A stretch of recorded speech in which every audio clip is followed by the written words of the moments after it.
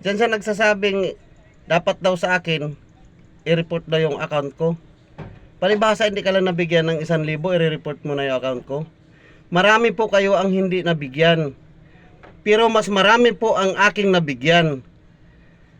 So, papaano na lang kung i-report mo yung account ko? Papaano na lang yung daan-daan pa na humihintay ng aking tulong na dapat mabigyan ko rin sila? Ikaw, 1,000 lang ang hinihingi mo. Yung daan-daang tao, mahigit yun, 100,000 rin ang hinihintay nilang tulong. Hindi nga lang buo maibigay sa kanila, paunti-unti. Pero sa dami ng naghihingi, mas malaking mabibitawan ko na pundo. Ikaw sa halagang 1,000, gusto mo sirain mo yung buhay ng mga kapwa natin na umaasa sa aking tulong. Maling mindset yan, kaibigan. Kami pong mga content creator, malaki po ang aming naitutulong sa mga kapwa natin na mga kapos sa pang-araw-araw na pangangailangan.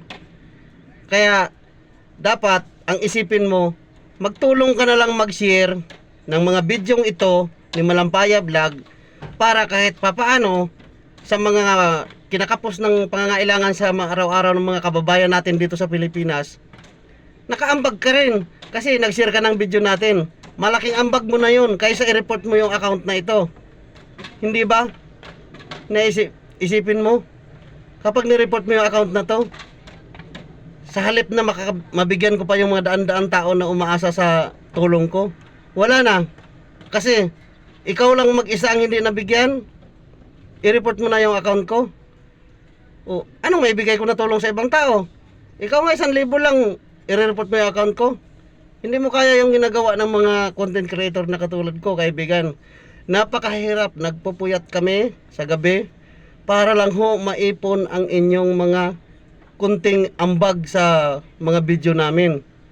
Para po maibigay natin sa mga kaibigan natin dito sa mga kababayan natin dito sa Pilipinas na kinakapos sa pang-araw-araw nila na pangangailangan. Sana naman huwag ka magsalita ng ganun. Ako, tumutulong ako sa kapwa natin mahihirap.